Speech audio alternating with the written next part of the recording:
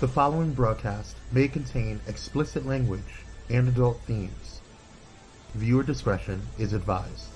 The opinions expressed in this broadcast are those of the hosts, talent, and guests, and do not reflect the opinions, views, and standards of Pyromedia Enterprises, affiliates, subsidiaries, or its members.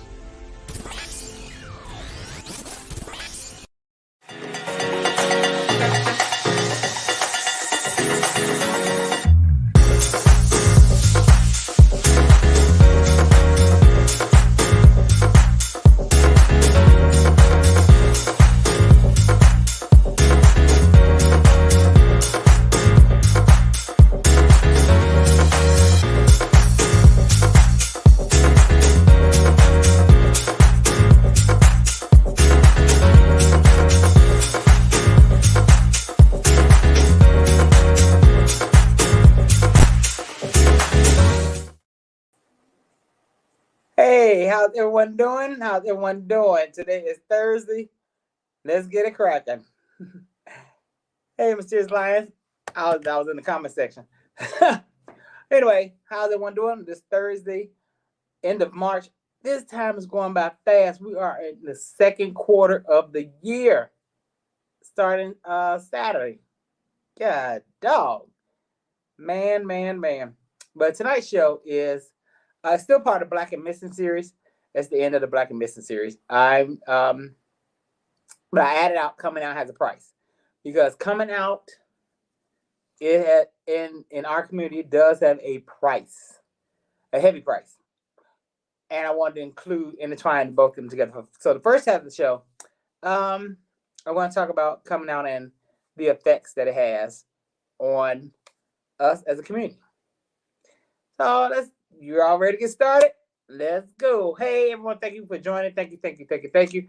Please hit the like, share, and subscribe buttons. And let's get into this. So, we're going to start with the Ugandan law. I'm going to talk about that first. I love the graphics team at Pyro. They do such a banging job. I love y'all. Thank you.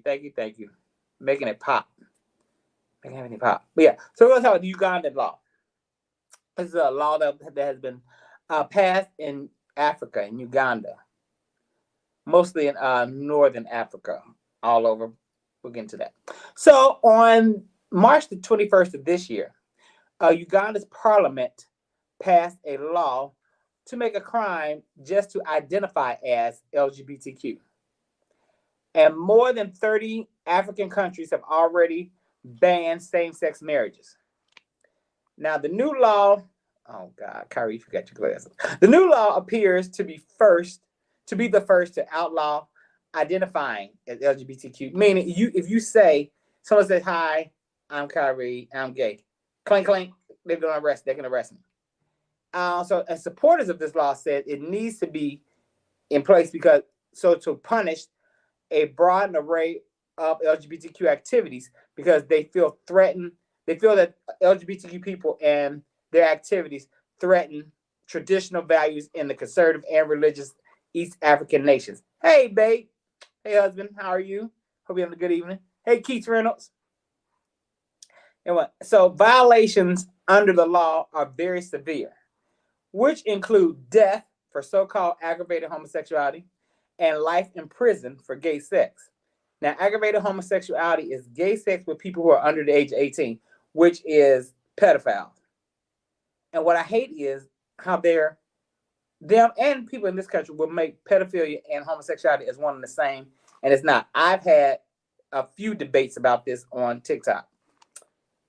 Or when, also aggravated homosexuality is when a person is HIV positive and they have sex with other people. Now, David Bahati, who's one of the lawmakers, hey, Rochelle, what's going on? He says, and during a debate about the bill, and I quote, "Our Creator God is happy about what is happening. I support this bill so it will protect the future of our children." Here we go again with the children. This is about the sovereignty of our nation. So he's saying, as a lot of people here say, that they need to protect the children. Okay. Now, in recent weeks, Ugandan authorities have cracked down on LGBTQ people after religious leaders and politicians alleged that students were being recruited into homosexuality in schools. So because of a secondary teacher in the Eastern District, she was accused of accusations of grooming young girls into unnatural sex practices. So while we're sitting here right now, she is currently in prison awaiting her trial. And the police also arrested 6 people accused of running a network that was actively involved in the grooming of young boys in sex acts of sodomy. Now, Kwame, do you have a picture of the on this story of the map of Africa? Because I wanted to show the different sectors of what parts are legal, what parts are illegal. Do you have that map up? If not, I'll just talk about it.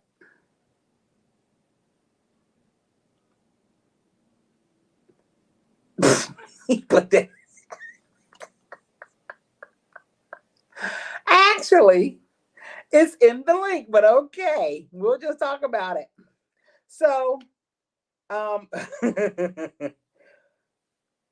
now, so okay, the picture. Okay, so most of Northern Africa, actually, no, all of Northern Africa is illegal. This bill, where this bill is from, it's illegal. Like I said, 30 countries are involved in this.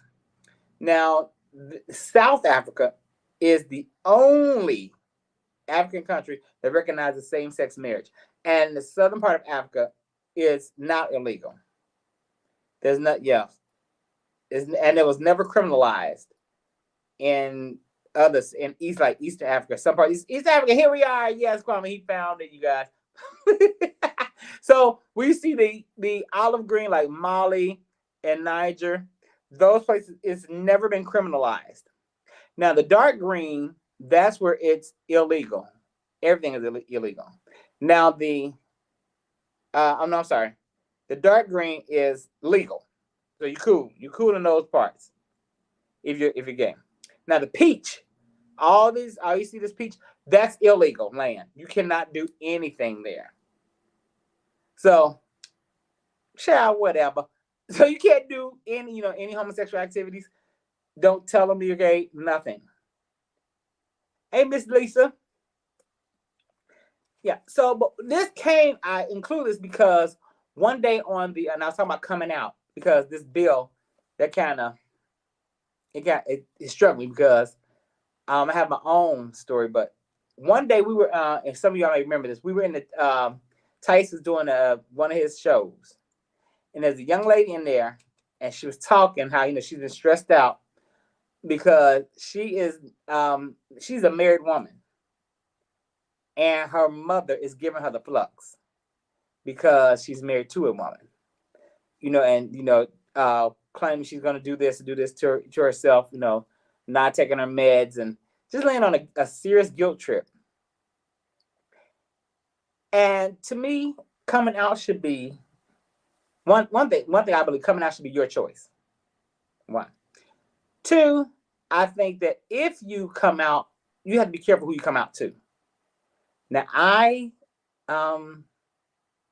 didn't get a chance to come out to my mother. Someone else did it for me, unfortunately, and it caused a big rift in my household. This is 30 years ago, so it caused a big to do. And well, one thing, I blamed the wrong person at the time. I blamed someone else, and now the person is no longer here. But if they were here, I would have apologized, because I thought it was. I just knew it was this person, and it caused me. Back then, I had a temper, and it caused me to physically beat that person up. And then down the line, I think it was some months later, I found out that it wasn't him at all. It was somebody who I love. But here's the thing. See, this is me when it comes to people. You can tell me something about a person, but until I see it for myself, I won't believe it because I'm the type of person, I have to have my own experience. So the person who did it, okay, was upset because I did, Miss Lisa, yeah, back. Shut up. Hey, Tiffany. So the person who did it, at that time, I was like in deep, deep love with her brother. And she was upset about it. Her and her brother and I were together. Because their family is very, very, very religious. And because their grandmother at that time had told me, why are you that way? You're too handsome. You know, and I've heard that from other people. And I'm like, so gay people supposed to be ugly? I don't get that. But anyway, and he said to me in my face, my sister did this. And I said, oh, no. I said, you wrong. I know who did this. This was him. I said, I'm telling you, he did it. I know he did. No, I'm telling you, it was my sister. I was about to say her name. It was my sister. I said, I said, I can't even see that. But I said, why? He said, because she's mad. And I was like, she wouldn't do that. Because his sister and I were really, really tight. Anyway, my mother, one day in a heated argument, like I said, this caused a big rift in our household. And my mother would start we would just argue. And it came out in that argument that that's who it was. And I was so crushed and hurt. Now, I never did talk to the person who I beat up. But I told my best friend, I believe that too, you have to have a safe space. Yes, I'm a family, absolutely. And my best friend, I said, you know what? I said I should have did that. But I was talking because he tried, when it happened, he was there. He was trying to stop me then. And I was like, no, because you did this to me, you did this to, and then I just said it was an ugly scene. But anyway, that's something I regret doing that because it wasn't him. But yeah, so if you come out somebody, make sure it's a safe space. Like Darna said, make sure it's a safe space. That's why I always take outing person. Like when Thais do stories about outing, I always say it's never an excuse, never. That's my reason. I hate outing somebody. You should never do that. And the young lady in the comment section there, I understood her. I understood her fight. What her mother was saying. Her mother was saying how is this going to make me look in front of the church? And I got it because that was my mother's fight. It wasn't nothing about me. It was everything about her. What are my friends going to say? What is this? What's going to happen?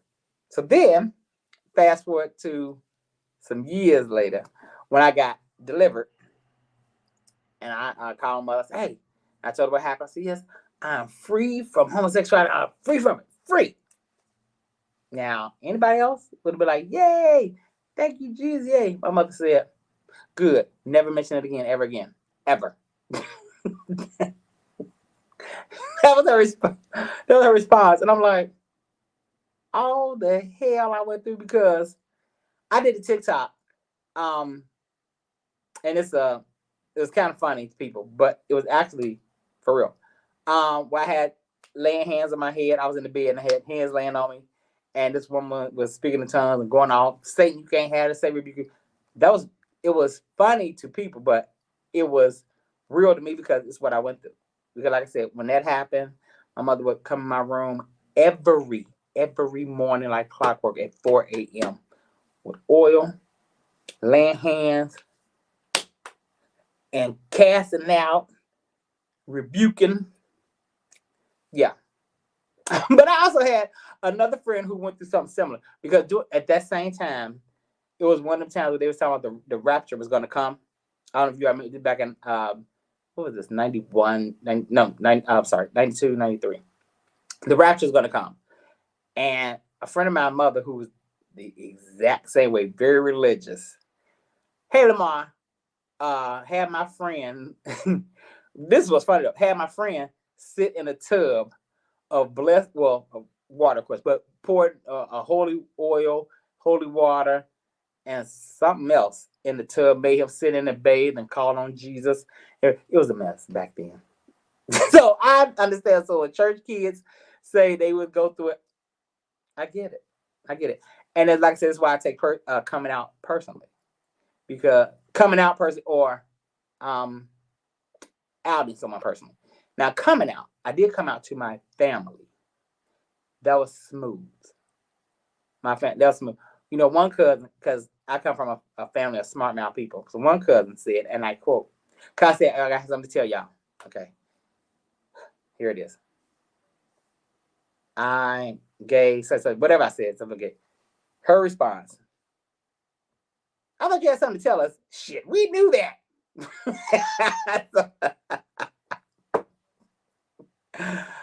How did you? Okay, I was about to talk about that, Danielle. Now, when I was 19, I was home for spring break, and I was 19 years old. And my father came over to. I was about to go back to school, and he came over to give me some money. And so, but here his son is with platinum blonde hair. Well, this blonde, but platinum blonde hair, brush waves, and big hoop earrings. And he said, "You know what? Daddy loves you, whether you have a boyfriend or a girlfriend."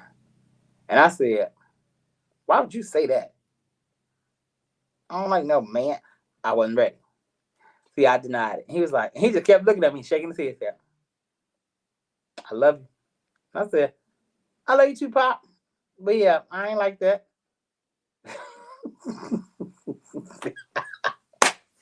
It's funny now, but yeah, but and then down the line, he received. Now I'm not gonna say he was just overjoyed. Oh, I got a gay son, gay son. I don't believe he was like that, but he did accept me, and he did accept.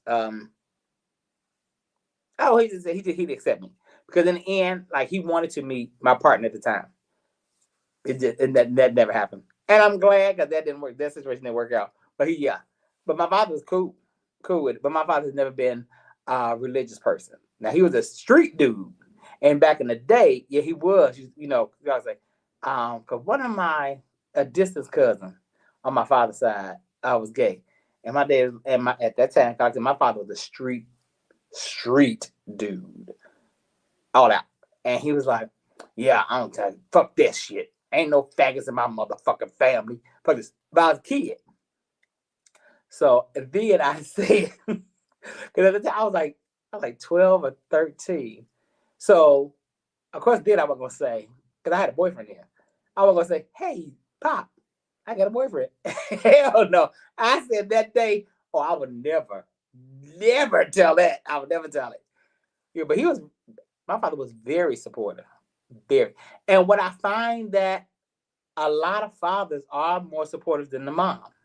Mothers are just can't do it. Like, my mother put on like I said, we went through a thing, and my mother also put on a Viola Davis Academy Award winning performance with crying, snoring. What I do? Jesus! God, Jesus. It was a mess.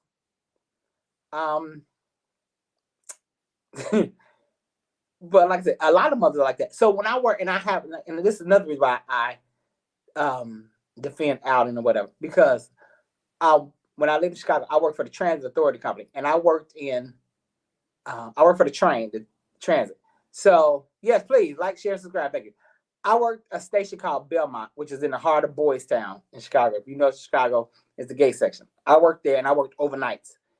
So I was there from 9 p.m. to 5 a.m.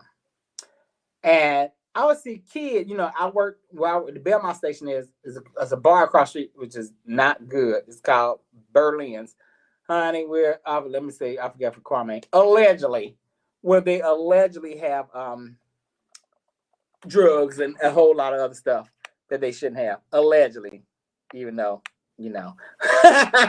But so the kids would be out there or whatever, and especially a bunch of dirty old men. And I would ask them, "Why are you out here? It's like 2:00 in the morning. Why are you out here walking the street? These are kids."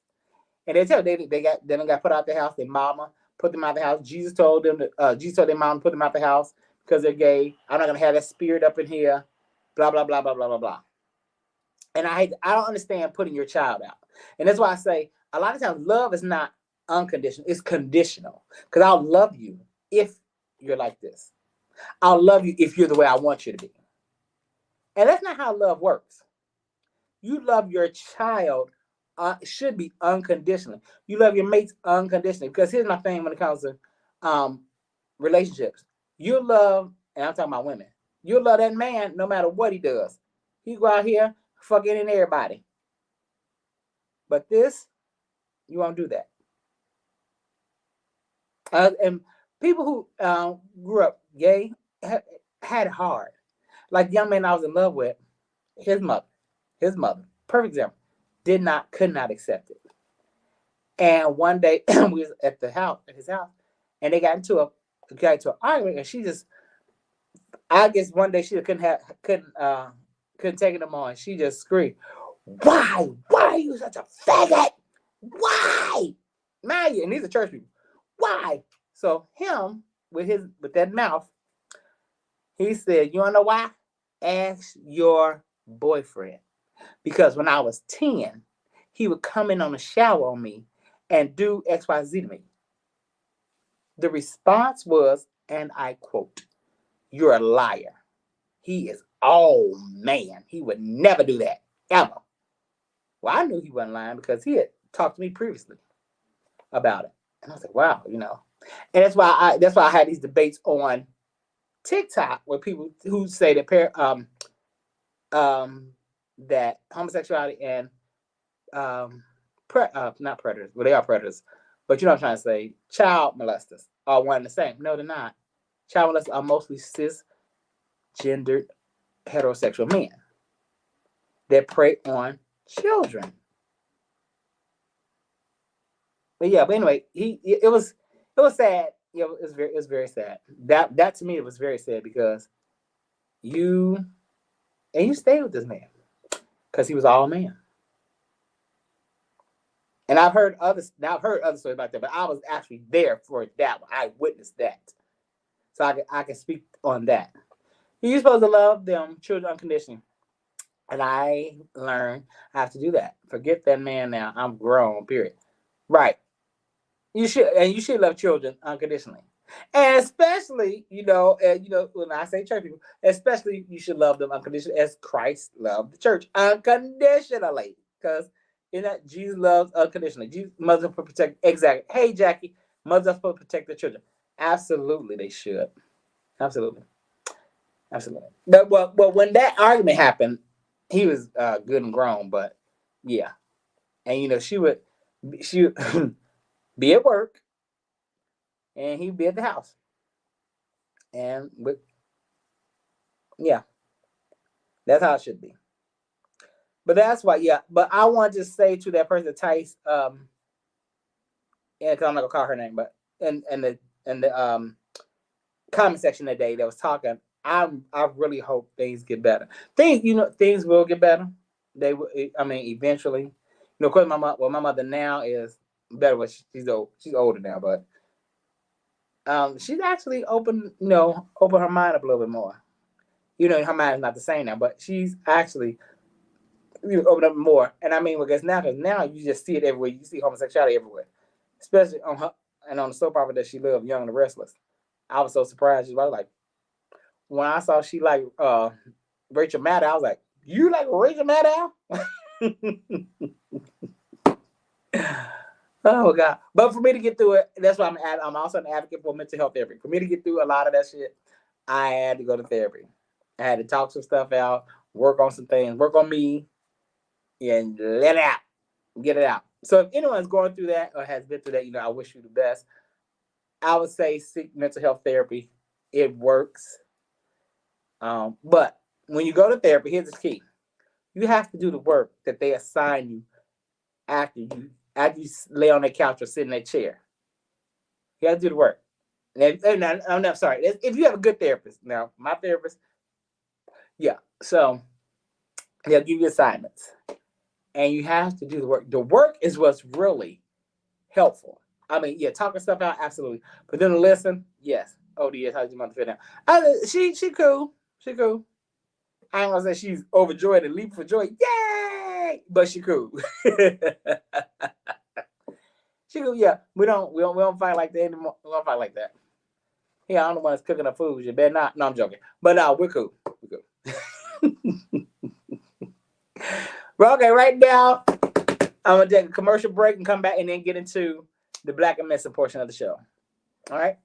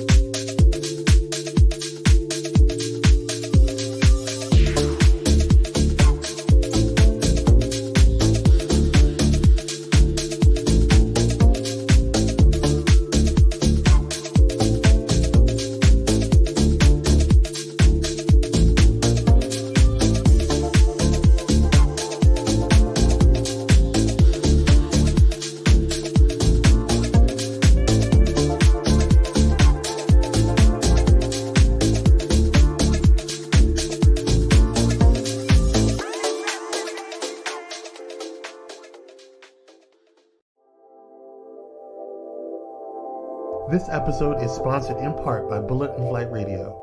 Get ready to uplift your spirit with Bullet and Flight Radio, the world's leading progressive Christian radio station. Experience the vibrant fusion of gospel house music and a rich medley of inspiration from all musical genres that'll make your heart soar. Join their extraordinary lineup of today's trailblazers, visionaries, and voices that matter, all sharing their stories and wisdom. Stay plugged in around the clock as they broadcast unmissable content 24/7. Your go-to station for all things inspiring. Become a pilot today by visiting bulletandflightradio.com. Bullet and Flight Radio. Your story, our station.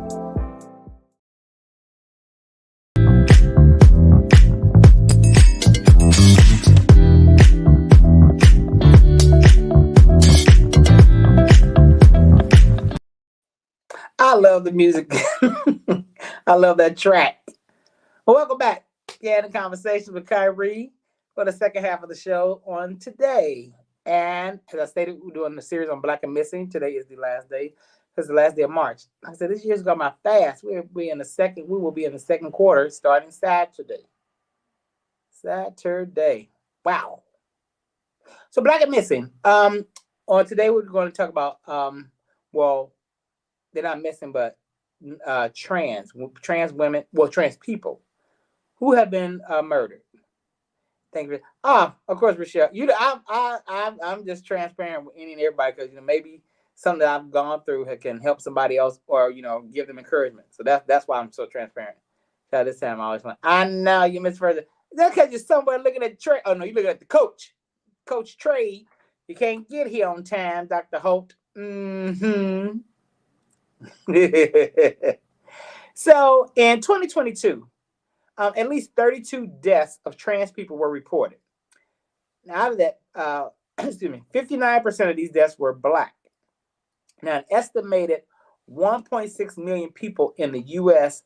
ages 13 and older identify as transgender. I didn't know 13 and under. Now I don't. When it comes to kids, I'm still kind of like on the fence because I think that should be a decision to be made once they're reaching adult age. Because some things you can't change if you want to. No, it's quite go start with Baby James. Because this one's real quick. Got it?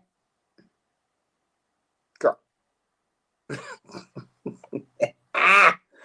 Okay, we're going to say Baby James. Yeah. Okay, so Baby James here.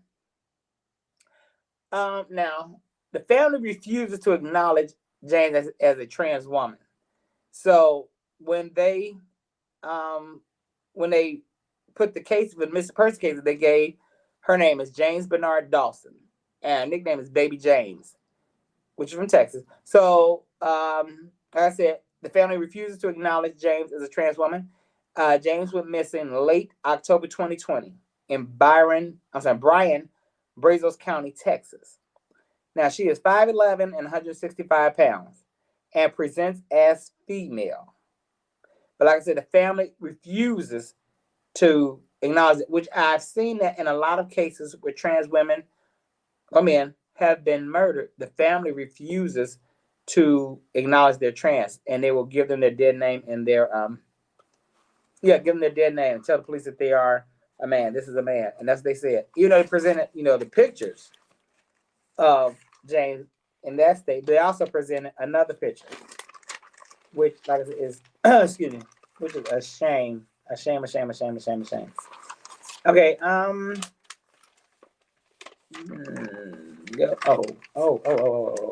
sorry.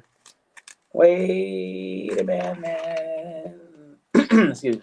I'll come back to that. So we're gonna go next. We're gonna go to Mel Groves. Mel Groves.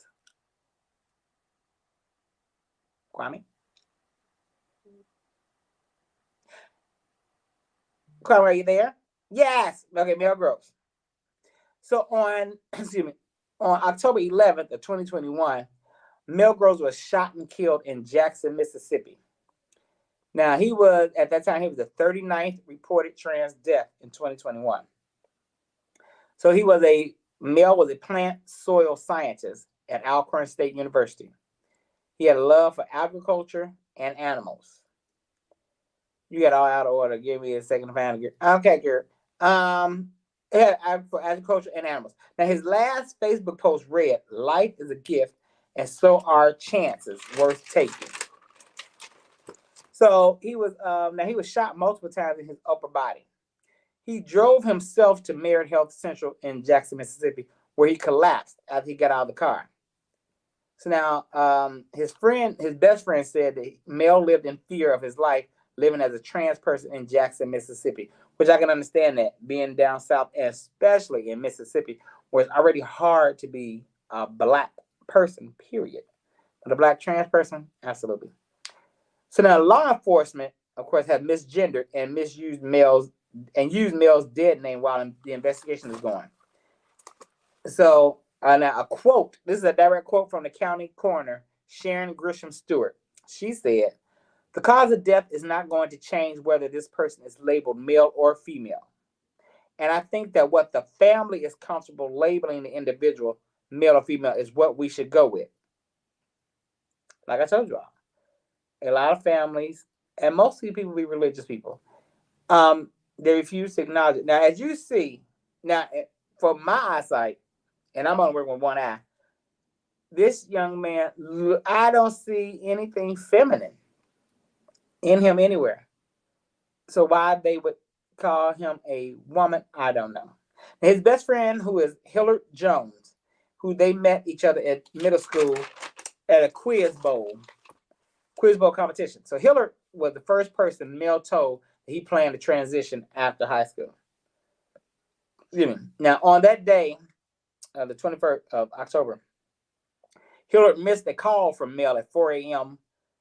And now, he keeps wondering, he keeps beating himself up, saying, what really happened?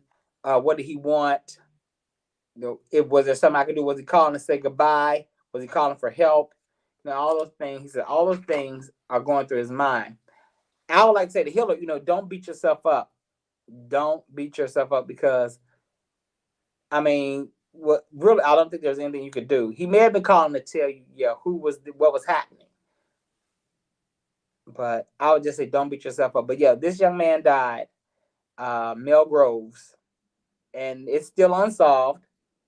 I personally do not believe they're looking for anyone, because like I read to you all, the law enforcement and the family just misgendered him, calling him her, and by whatever her dead name is. They didn't print the dead name, which is good. That was respectful, because they know this person didn't go by anything else other than Mel Robert Groves.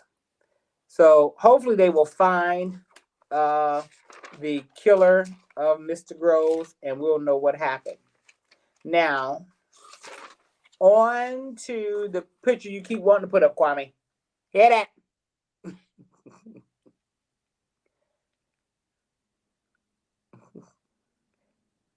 Chill. Okay, the 6. Yeah. So now there are 6 black trans women. Now, in 2020, there were 6 black trans women found dead within 9 days apart. These 6 here. 9 days apart. Their names are Brayla Stone, Mercy Mack, Shakali, Shaklie Peters, Drea McCrae, and Tatiana Hall, and Bree Black. Now, this all happened between June 25th and July 3rd, 2020. So now the victims are between ages of 17 and 32 years old. They were all murdered at like I said, around the same time. Now, at least in 2019, at least 27 trans women were reported murdered. Now, 27 were reported murdered, but my question is, what about all those that are not reported murdered? Because at one time, there was someone in Chicago killing trans women. If your ear went to the street, you wouldn't know. They didn't think it was, I guess they didn't think it was important enough to tell it. But that was the summer of, what was it? It was in the 90s. What's it? Summer of 96, something like that. But yeah, someone was killing trans women then. But you never heard about it on the news. Like I said, your ear had to be to the street to get that information.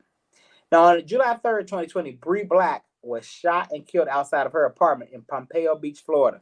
It's always Florida.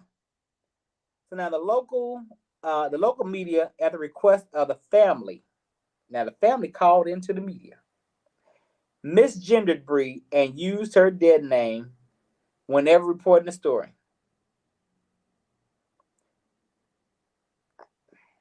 So according to statistics, Florida is tied with Texas as the state with the highest number of fatal acts of violence against trans people. I can't say I'm surprised.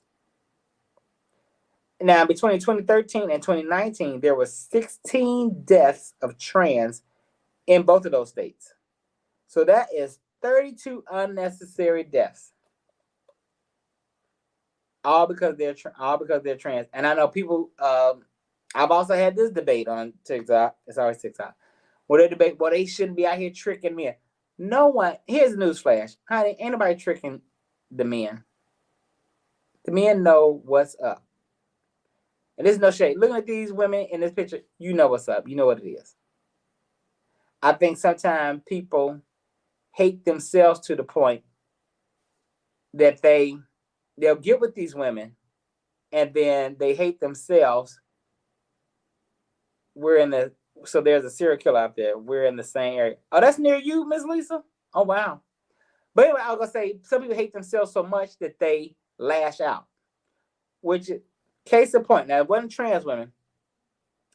Miss Lisa and I know someone. So this person, I haven't seen this person in years. I don't think Miss Lisa has either. But they were a homosexual. But that's not how they identified as. So we know somebody else that they had got with one night. Miss Lisa told him, don't do it. Tony Lewis, a mutual friend of ours, told the same young man, don't do it because this person is not mentally stable. Well, when it comes to sex, sometimes people don't listen. They want, I'm going to get my rocks, I'm going to get. Anyway, they got it in.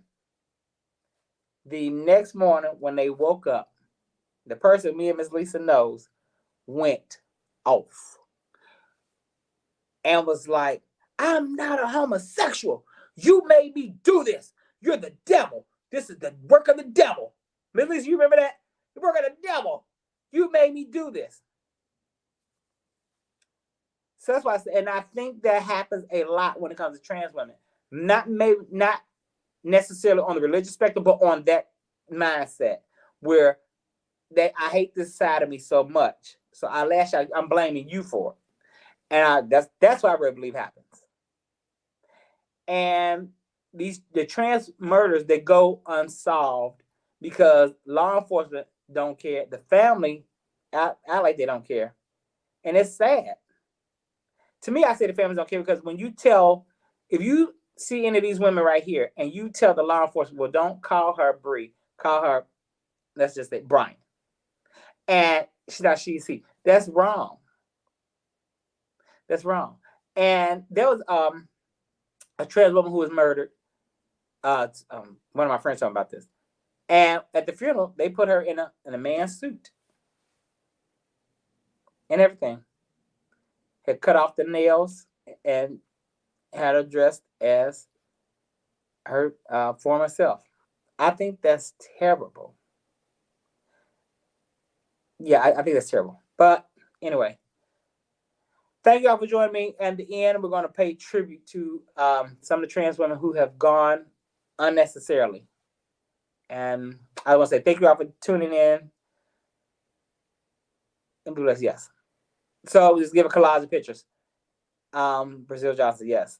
All these women, what they have in common, they were murdered.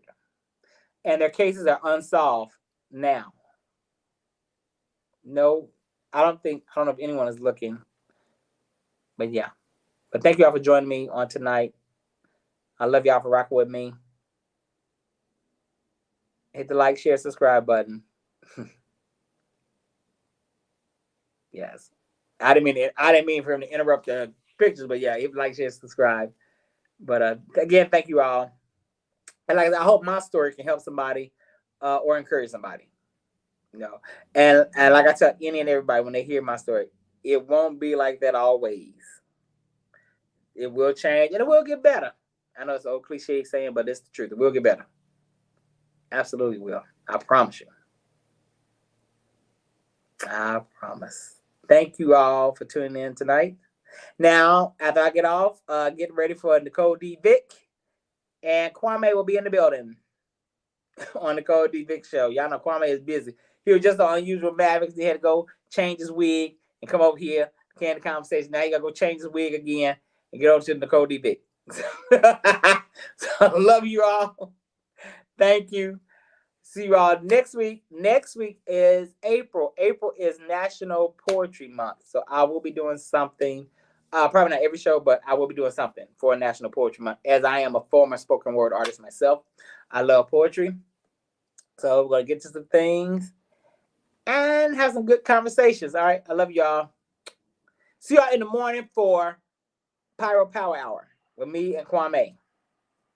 But we will be talking about a plethora of things. Love y'all. Deuces.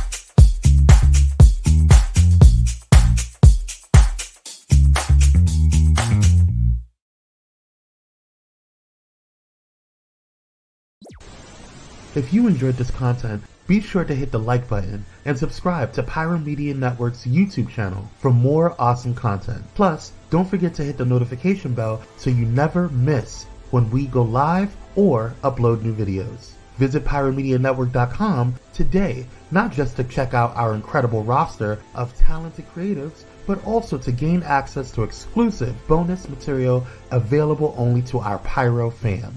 Show your support for this Black-owned indie network by donating today. Help us keep igniting brands everywhere.